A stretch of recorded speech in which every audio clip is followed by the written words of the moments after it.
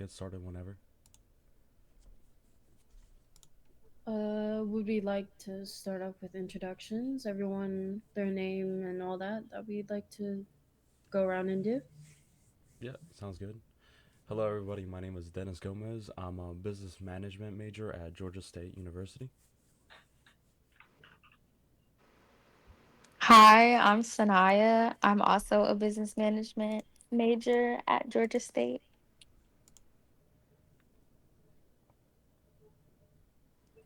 Hey, I'm Sabrina. I'm an entrepreneurship major at Georgia State.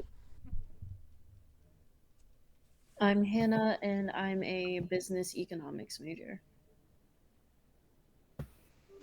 Hi, I'm Jocelyn. I'm also a financial major at Georgia State University. All right, I think it's down to me. I am Oscar Artica. I am a chief technology officer and CEO, president of a company for energy, electrification, um infrastructure company. Uh, I'm originally a mechanical engineering major and master's. Moved down to Georgia about 6, 7 years ago for the airport and for the access to the North American business landscape and the world too. So it's the biggest airport in the world. So I'm here as an entrepreneur, originally as a corporate leader. I ran a company or a profit and loss sheet of $115 million that I then moved to be 157 million with growth of 37% over a 3 year um, year over year type of growth. So that's me. Glad to be here with you guys. I know you have a bunch of questions, so let's get to it. Just to start off real quick, you said you graduated with an ME uh degree. Where did you go for college? Villanova Oh, University. okay, cool. Well, I first off, our first question would have been for you to introduce yourself and tell us a little about your background, but it seems like you already have, so we'll move on to the next. So before you became the CEO and you are at the point that you are right now, did you have any prior experience in being an entrepreneur? Yeah, I would say junior high school. I bought myself a power washer and used to just wash driveways and uh, the walls, out exterior walls of houses. I would say that was my first experience as an entrepreneur. And then from there, it kind of just grew that you realized, oh, I actually really do like doing this. Is that where that came from? No, after that, it was college. I had a seminar within college that they started talking about sustainability and the need for smaller companies to do the whole pursuit of what's now become the whole Paris Agreement 2050 kind of stuff that kind of stuck with me since 2007. And so in 2022, after roughly 12, 13 years of corporate, I decided to start my own company. So from that, is that kind of like your startup reasoning? So like that's after you did that, you realize I want to take this initiative and I want to start this business. Is that what it is? That's where the seed started. I had a very motivational type of speaker join us at the college at the time, and it kind of stuck in the back of my head for 13, 14 years. At around year 9, I decided to continue my next step in corporate, but also put the limitation of saying, "Hey, I'll give corporate another 3 to 5 years before I start my own thing." With that seed going back to 2007. No. And since you are CEO and stuff, do you have like a lot of partnerships with like other like maybe other small companies or big corporations or anything? I do. So I have partnerships with companies that are all larger than myself or my company, and some companies that are much larger than mine. So all around, all of them are larger than we are, obviously, but companies small and large in terms of revenue, we can say anywhere from, I'm going to say $15 million revenue per year up to 1.5 billion per year. And as you are the CEO, so you are the big head figure of your company. How many employees do you typically have either working with you or working for you underneath like a contract, hourly, or that kind of stuff? At the moment, I have 6 employees on both a 1099 contract level and W-2 levels. Mm.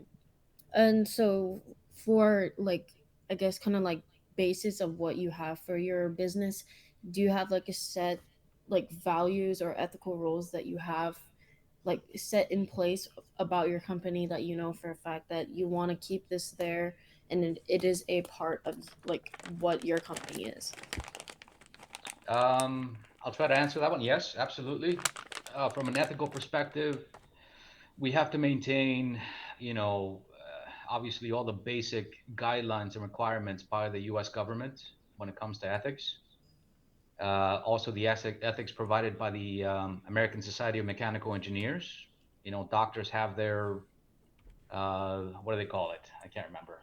Whatever that vow is, right? We have something similar for engineers that says yes, we have to maintain ethical requirements because we actually can kill a lot more people than doctors can, for example, right? So we have to maintain that basic level of ethics, along with all the regulatory and guidelines that the governments of the world give us, antitrust being one of them, not being competitive in the wrong way, that sort of thing on a commercial level. Okay. And do you have like do you have like like constant like loyal clients that come back to you for projects and stuff? Yeah. For my industry, trust is everything, right? So you have to be ethical, you have to be continuous, as painful as that may be. Most of them come back to us because of the level of service that we provide and because of the level of technical prowess that we can provide them. So yeah, loyalty is very much there. So, and then how do you maintain it? Like that long time, like the long term customer value that you have, keep going with your clients that you have. On a basic level, I would say constant communication, and as a second point, constant communication, whether it's good or bad. No communication means no trust. And so, even if it's bad news, loyalty remains because we're able to break the bad news when they do pop up, and they do happen often, in a constant way. Alrighty. And then now that was kind of more like the introductory stuff that we wanted to get down about you and a little bit about your business that you have. Now I'm going to break down a little bit more into the specifics towards like the marketing side of your company that you have. So, what would you consider your company's biggest, like your greatest strengths you have? I would say that the technical capacity to explain something very difficult and simplifying it to multiple tiers of, I'm going to say, knowledge down to the commercial side of things. So explaining a highly technical engineering type problem down to commercial levels where you can have marketers, you can have legal personnel disseminate it to whoever they need to. So simplifying that down and explaining what the value proposition to the solution of that highly complicated problem is our strength. And then is there anything, any part in which you would like you would like improvement on, or is there something that you feel like is somewhat not as important, but you think it should be pushed forward as a little bit more stronger? Absolutely. There's always room for improvement. I would say uh, human resource management is one of the biggest weaknesses that we have at the moment. Is there anything you can elaborate on that, or is it just the human resources?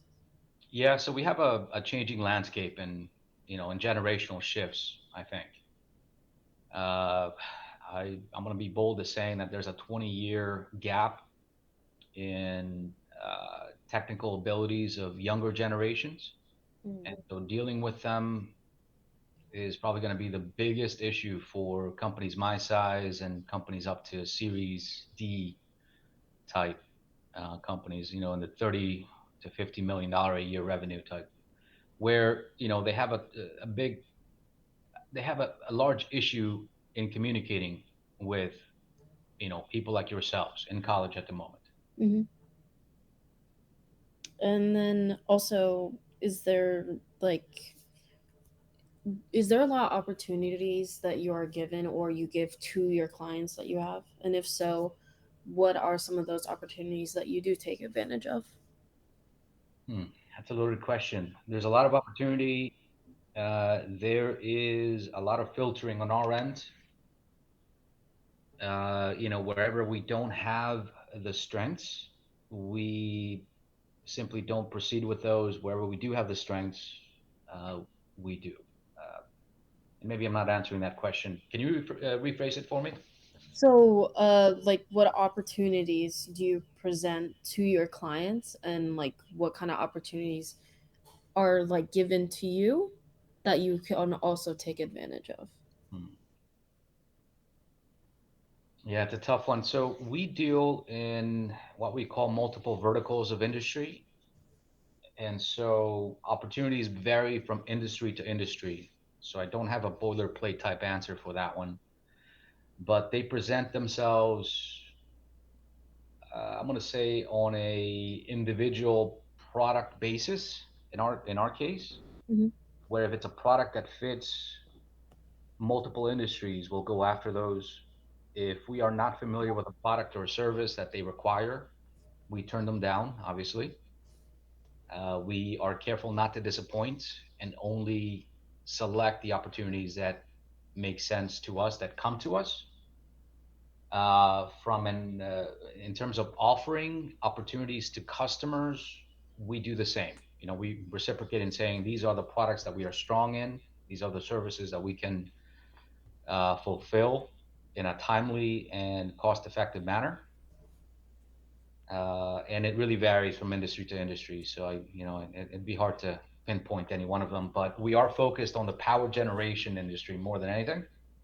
And in that case, we do reach out to say, you probably have people retiring at 60, 70 years old and have no one that understands what those processes need to be because they're all retiring. And then, frankly, they don't have the time to put it down on a standard operating procedure.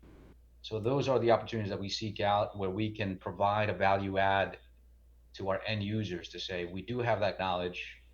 We're bringing it back to the US in a lot of cases, and you would benefit from working with us so as to reduce your costs of personnel and the whole brain drain issue that we're seeing around the country here in the US.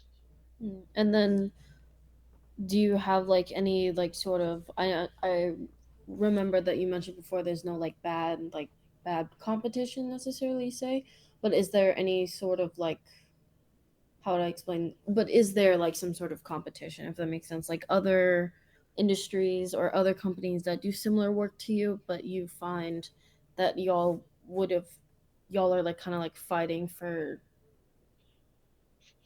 Yeah. more So when it customers? comes to proposals and bids, and there's always competition, um, but not nearly enough in the US. And so we're fortunate enough to not have extreme competition. I mean, there always is, but it isn't saturated. It's not overly saturated where it's a problem, when it comes to competition. That is not a threat. I would say that competition is fairly easy to take down as a smaller company because we can provide more focus to the customers that are asking for these bids and proposals because we're small. The larger companies, they tend to be everywhere all the time, about everything, right? So we're more focused in what's being asked. You mentioned that in the US there's not much competition, but is there more competition in other places internationally? Yes, there is, but they have a large barrier, which is logistics at the moment. I would say one of the biggest problems that end users or customers have right now is the ability to import things from abroad, given the complexity of tariffs Yeah, with this year, it. everything else. Yeah. And is there like any times in which you felt that there was a threat present, like before? And then if so, like, how did you kind of like process like through all of that? Like, what was your next move if there was something there? I guess I'm a special case where, uh, you know, when it comes to entrepreneurship, you have to figure out, you have to rationalize is the right word, whether it makes sense or not to go into business on your own. And because the threats and the competition was so low, it only made sense. It was a calculated risk assessment to say it's the right time to start this for macroeconomic reasons, because there's little competition, there's little threat when it comes to providing these services and products in the North American landscape. We are purposely not doing business in Europe or Asia or Africa at the moment for that reason, so that we can establish a foundation here in North America first around that basis. Very nice. And then now I'm going down through the four P's. So like your placements, your products, your price, and promotion stuff. So I do know that you work in like construction kind of things, and then you do ME as well. But what exactly is it that you do? Like, what exactly is your product slash service that you have? It's a very good question. So it's broad, but mainly at the moment it's more so industrial automation, we can say, and that is the measurement and analytics of heavy industry processes. So the measurement of anything that goes through a pipe, whether it be flow, temperature, pressure, is a good starting point for us. We also delve into the policy um, influence, where we're looking at either the local, regional, or the state or national policies that are being drafted through this energy transition. But there's a large focus on anything process automation related products for heavy industry. So nothing commercial, nothing residential. It's all heavy industry, chemical plants, upstream, meaning pumping oil out of the ground, kind of stuff, along with material production, raw materials like pulp and paper, all the Amazon cardboard boxes, all the paper that we use on a day-to-day basis, that kind of stuff. And Yeah. oh, sorry, was that someone? No, that Oh, was I it. thought I heard something. Sorry. And then so you mentioned all about the material and those kinds of stuff. So like, is that stuff coming out of your wallet? So is that like kind of like the cost of production that you have for your services, or is that more so like it's just something that produce is what you do? So we're acting as a consultant on a service level, where we provide them what equipment it is that they need to use for that particular process. And this stuff can be very granular. You can say it's just measuring air going to a small uh, water seal, for example. A $300 piece of equipment. It costs more for what that definition of that equipment would be than for the equipment itself. So that's the service that we provide. Or we provide the product itself. A good example would be cryogenic flow measurement of natural gas, out of Louisiana, where you have a $250,000 piece of equipment where we buy and we sell. We specify it, we convince the customer that they need it, we buy it from manufacturers and we sell it at a markup, of course, right? Not only for the specification of that product, but also for the profit that needs to be made for any transferred cost to us. Can you give an example of like say a scenario in which you do have to like you do like buy materials and stuff and then resell it at a markup to your clientels? Is there maybe like an average of how much typically or Sure. Yep. Let's see. What would be a good one? Let's say we're doing a bid for Duke Energy. They're based out of South Carolina, North Carolina. and they need flow meters for, let's say, a power plant. That flow meter transfer from our manufacturer in the UK would be, I would say, $25,000 cost to us. We manage the logistics of getting it shipped here, landed in the US, account for the tariff cost between the UK and the US. So that $25,000 now becomes 28,000 out of our pocket.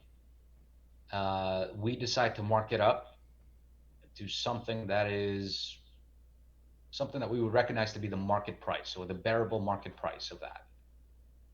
If the cost happens to be larger than the quote unquote market price, then we simply no bid it, right? It doesn't make any sense. Mm-hmm. But if it happens to be, let's say, with our experience, we know that this particular product is worth $40,000. We would do our engineering consulting to say, hey, this meets your compliance requirements, it meets your technical requirements on an ME level, and it's worth $40,000, right? Yes. We would buy it for the $25,000. We would take care of the 10% tariff, baseline tariff that is in place right now. We would run the paperwork to receive it here and have it then shipped out to the customer at $40,000, where they pay for the shipping, for inland shipping from where we are to where they need it around the US. And so we're looking at a net profit of, I'm sorry, a gross profit of $12,500 for something that we paid $27,500 for. There's other smaller costs to it, but they're negligible, in terms of magnitude. Mm-hmm. And so, yeah, we're looking at about, typically we want to make at least 25% uh, gross profit, minimal. Ideally, 40% gross profit. So that's for your cost of production, but now I'm gonna move on to saying just how much do you charge for your service? Say you have like one individual company that is trying to buy or get some sort of service out of you. On an average, how much would that usually cost for just one business? It really depends. There's different tiers of bids and proposals. There's what we call the MRO type proposal, where it's maintenance, repair, and operations, essentially replacement of stuff that they need, that's broken down. Mm-hmm. That's the lowest tier, and I would say that's a low margin type business. But it's the cash cow also, right? It's what keeps the doors open. It's what Yes. our operating expenses where they need to be. And then we have the brownfield type projects. We're looking at much larger ones, 750 upwards of $5 million per project, in which they're low, very very low margin, and so there's really no formula or estimate of what that would be, unfortunately. So it really varies, but we try to maintain everything from 40 down to minimum, I would say 0% net profit for anything that we do. On a consulting level, we do charge, if it's purely consulting, we charge on an hourly basis. How much Uh, is that hourly? and so hourly, we do $700 an hour. Okay. Alrighty, and then so you mentioned you have like sorry, do you have like a physical location, like a headquarters that you have, or is it like a small little business area, like office style, or is there multiple locations like the all around North America, or how's that? At the moment, a small location, but we have essentially a roadmap to scale up very quickly once we have all the partners and all the customers in place. But we expect to have 3 locations in the US, one in Atlanta, the Atlanta area, one in Houston, and another one somewhere in Indiana, as a way to diversify our real estate investments. Okay. And then how exactly did you like promote like your business to more clientels? Like how did you finally start getting into the business and then finding all these people that need like all these kinds of projects done that you can build your lifetime customer value with them? In the beginning, it's all word of mouth, just old, corporate connections that we had in the past. I think it's absolutely critical when you're an entrepreneur, to get some experience in a corporation to make those connections. So initially, the connections that learn to trust us as a company while we worked in our previous lives in corporations. But as a second stage, the website is obviously extremely important in this day and age, along with business to business marketing, which is going to be the next step for us. And there's a that level of tier though. We're being careful and not using it until we're ready from an operational perspective to take on that level of volume. And that's sort of where we are right now. So for when it comes to promotion, it's mostly the website, words of mouth. Is there anything doing with like social media, maybe towards like do you have like maybe like your company's LinkedIn or something like that also too or Yep, yep. So that's the idea. The website comes first. LinkedIn is a close second. It's already established, just not being actively promoted, along with a lot of the new AI tools that are popping up everywhere. Apollo AI is going to be a powerful one from as far as I can tell. In terms of creating a customer resource management pool, LinkedIn and Apollo AI are two of the uh, avenues that we're looking to use, along with other AI tools like Yoast is one, as well as the Google crawling, the more traditional uh, SEO type approach. okay. And then so now that we have that all that part figured out now, is there like a specific like group that you are targeting to marketing like towards? Is there like a specific kind of people that you're looking for? It could be gender, race, age range, characteristics. Are you looking at like people higher up?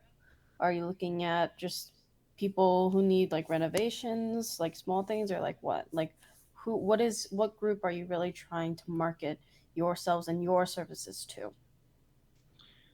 So going back to the three tiers that we have, the MRO, maintenance, repair, and operations, I would say we try to segment by the hierarchy within customer corporations. MRO, you're looking at the guys that get their hands dirty. So they're first and foremost because that makes up the bulk of our business. When it comes to the larger projects, what we call brownfield and greenfield, brown being, an establishment that's already been there for 30, 40, 50 years, and it's just being retrofitted. Greenfield is a completely new project where you're looking at billions of dollars, right? Where Mhm. our part is maybe, $500,000 or a couple of million at most. Those we would deal with the engineering echelon. So more of the upper hierarchy within a corporation is we would approach for those. But the bulk of what we do is or is the people that get their hands dirty. So there's definitely segmentation there. So when it came to that, how come you work specifically in that sector and why not the others as much? For you mean like MRO versus the The green, larger? the brown, yes, those ones. Oh, because it heavy industry is very cyclical, meaning that if there's doubts on what the economy looks like, then the brownfield and greenfield are not going to provide you a large percentage of your revenue. But when it comes to MRO, maintenance, repair, and operations, that's always there. That's not cyclical. That's more so, hey, we have our stuff here and we need to maintain it. We have to keep it alive. That makes up 80% of our business. And so that's the motivation to go after them first and as a priority versus what I would call the project type business, where we go after the upper echelons. In terms of I'm going to say a threat, when it comes to the SWOT analysis, Hmm. there's also a threat of the upper echelon moving around quickly when it comes to corporations. They tend to move places and positions every 2 years, which drives us insane. And so building relationships with them maybe, I mean, you may spend 6 months building a relationship with them for them to only be there for a year after the fact, right? So there's not much of a benefit for us to put that kind of effort against such little return of time and attention versus the MRO people that are always there and always will need product. And then also, do you have any plans on expanding or growing your business, or do you like kind of having like the small business, doing your own thing as your own CEO, like, or were you planning on trying to build it up into a bigger company? Yes, so we're in year one. Essentially, we had 2 years of planning, and we're in year one of a 10-year business plan. We have a short term, a midterm, and a long term.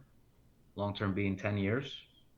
I don't think anyone realistically, whether it be corporate, large, or small, can predict beyond 10 years, honestly.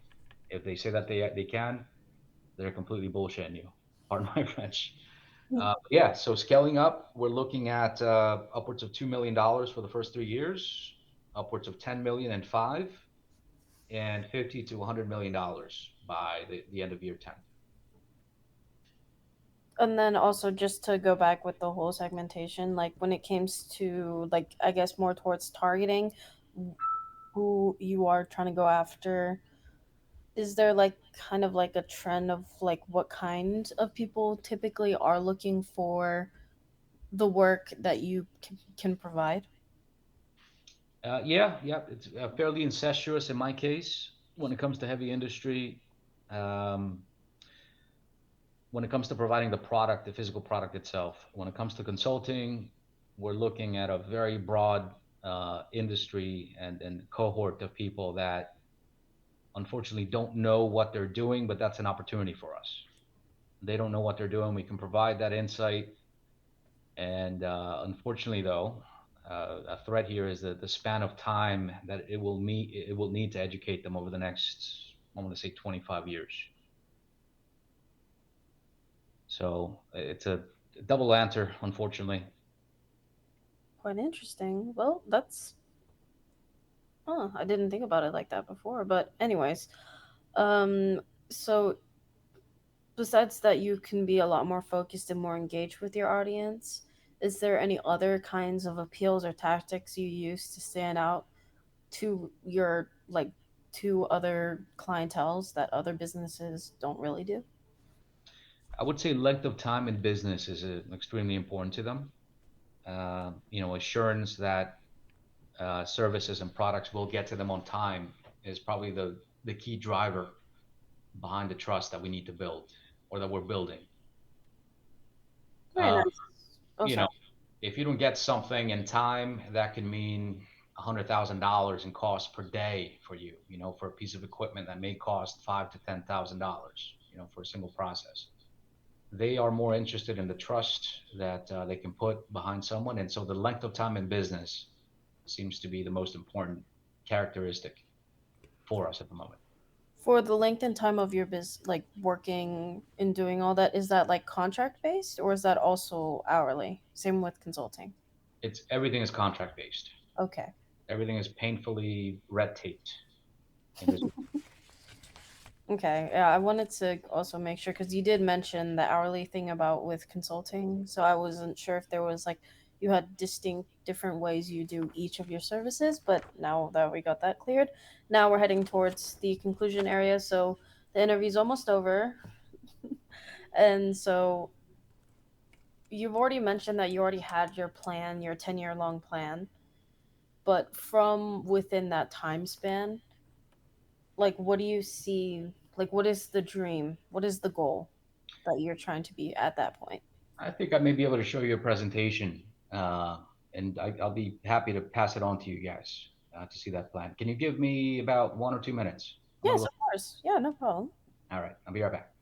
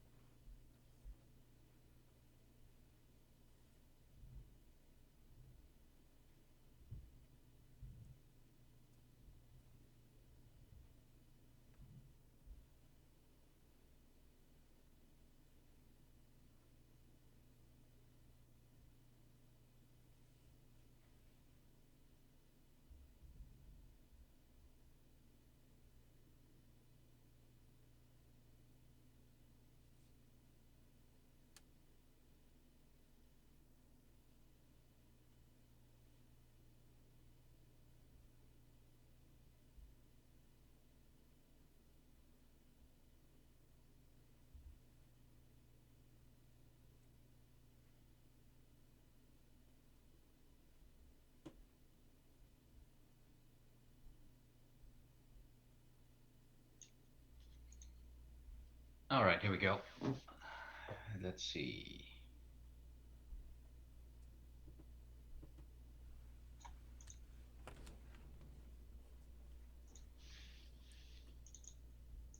Okay, can you see this? Yes, I can. All right. So this was a proposal that we had before we had a contract with a company in the UK, and I think this is bite size of what we are looking for in terms of a long-term business plan. Essentially, the name, who we are, 1157, what it stands for. Uh, the mission statement obviously goes a long way, and this stays with us for the 10 years that we're in business, right? This is our core values of what we're trying to do. 1157 watts per person by 2050. So it's entangled around some politics and some policy globally, even though we're only starting in North America, and recognizing some of the disparities between Nigeria and Norway, for example, of one person in Nigeria can use 16 watts per capita versus 2760 in Norway. That's the biggest difference in the world. In the US, we're probably halfway in between there. China, a little bit below that per person. And 1157, catchphrases that catches your customers' attentions, right? I'm not going to get into the details here. I'm not pitching it to you guys, but this is ours. In the long term, we're looking at a conglomerate of companies under the same brand where we have energy instruments is where we are right now. Electrification, and by the way, this is from 2 years ago, so we're ahead from this one. Electrification goes along with instruments, and eigenpower here is the big one. So in about 5 years, that's what we're looking at. Creating these small modular reactors, nuclear reactors that will be needed for data centers and everything else. We speak more about the long-term goal here, the vision. So Gen 3 and Gen 4 nuclear reactors, 5 to 25 megawatts for these types of companies. So Flib Energy, the recognized TerraPower is the Microsoft one, NuScale, among other ones here. Pixie is not a nuclear one, but it's one that's closely tied to this industry in particular that we intend to be a very prominent name in by the time this is all approved in 2027. So we're early on. The company is small. Many of these names have changed. Some of them are gone. Some of them are coming back as needed. Contractors and W-2s. And this happened to be the pitch of the first one, the first partner that we have, McMenon in the UK, where essentially their products are playing in 17 to 20% of the $100 trillion global industry when it comes to heavy industry. And so think of a 0.001% of that 100 trillion, and you've got a pretty solid company as long as you have the right experience and you have the right trust and you have the right value proposition for either the service or the products that we're providing. We happen to partner with these guys because they are all over the place in terms of, they have recognition already. They're well established, and they have a lot of potential for growth with our skill set. And so combining with them along with their manufacturing capabilities allows us both to mutually benefit from the relationship. In this case, we're just highlighting an entry point that we are very familiar with on a service perspective, and they are very familiar with on a manufacturing perspective. And so combining the two again and bringing them to North America is something that simply makes sense. It's low hanging fruit. We've done the analyses against our competitors, Emerson, ENH, Krona, and all these guys. We know exactly what they do, how they operate, what kind of pricing, lead time, what kind of service they have. And so it's easy for us to beat them at their own game, being so small. They don't even see us. They don't see us coming. And so that's a big benefit for us at the moment. There's some information. Obviously, this is all old. It's all been updated, but it's a live document. I don't have the latest one. Having the website presence is one, but also segmenting the U.S. is going to be important for this red instruments section that I've been talking about so far. That's where we are today. There's a plan of setting the foundation from an ERP and CRM level, understanding who the customers are, what they're looking for, what they need. Obviously, is very important. Otherwise, you're just driving blind, right? And a plan of execution of how e-commerce. There's two major platforms. There's WooCommerce and Shopify. We're using WooCommerce because it's more flexible for the particular products that we're looking to market and sell at the moment. It's got more flexibility. So yeah, I mean the plan is here. There's plans of what the sales coverage needs to look like. This has all changed, but segmenting the regions based on personas. Not only industries, but the type of people. For example, Texas has a very different feel than you would with someone from the Northeast or someone from the Midwest or someone from my backyard here in the Southeast. They all have different sensibilities, and so understanding what they are and having the right people behind them to push for the services and products is important for us in the long term. Here's a projection for this particular manufacturer for the first 18 months.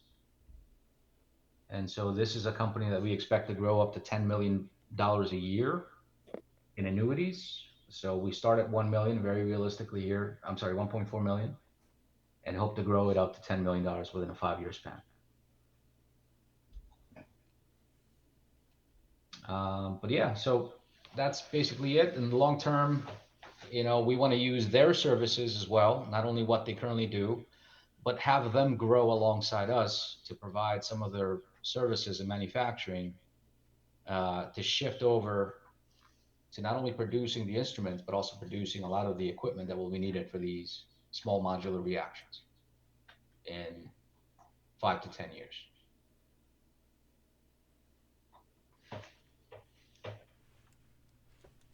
Well, that's amazing. Wow. Is there any way that we could actually wait, we don't even need it. We got this on recording. Never mind, sorry. And then on to the next question. It would be, what is you consider your biggest lesson you've learned as a business owner that you would like to share? I would say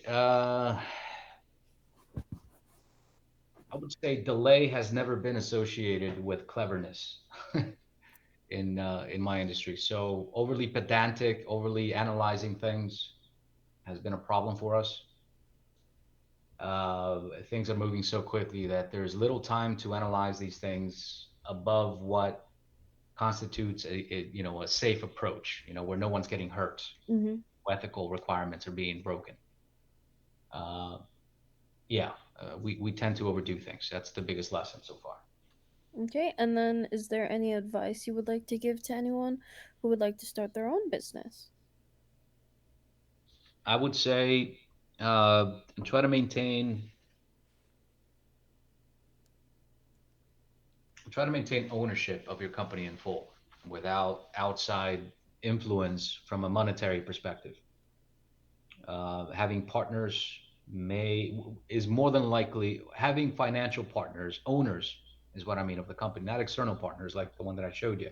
Mm-hmm. Having owners within company tend to muddy up things and tend to make you waste a lot of time. I wasted about a year and a half, I would say, in just finding the right, attempting to find the right partners. That was a big mistake in my experience.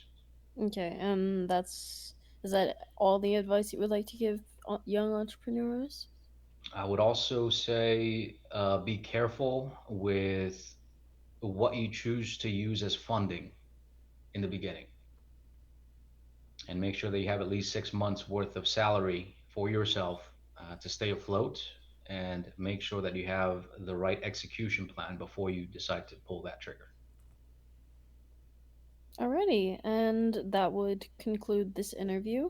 Thank you so much for this very long interview and for taking your time out of your day to speak with us. Anytime. Yeah, and does anyone else in the group have anything they'd like to say or questions or anything? Uh, not too much. Just thank you, Oscar, for your time. And anybody else? Nope, I don't think so. Thank you for your time. You're Yeah, welcome. no questions here. Thank you. All right. Yeah, I don't have a question too. Thank you so much. Hmm. You're very welcome, guys. Good luck with everything. Let me know if you have any questions. I'll be happy to answer them in email as well. Okay. All right, perfect. I'll see you all. We'll discuss and figure out the rest for the project and for our analysis later. Hmm. Yep, sounds good. Thanks, everybody. Thank you all. Goodbye. Are we supposed to take a picture? Did we do it? Uh, I'm recording this whole thing. Oh, all right. Yeah.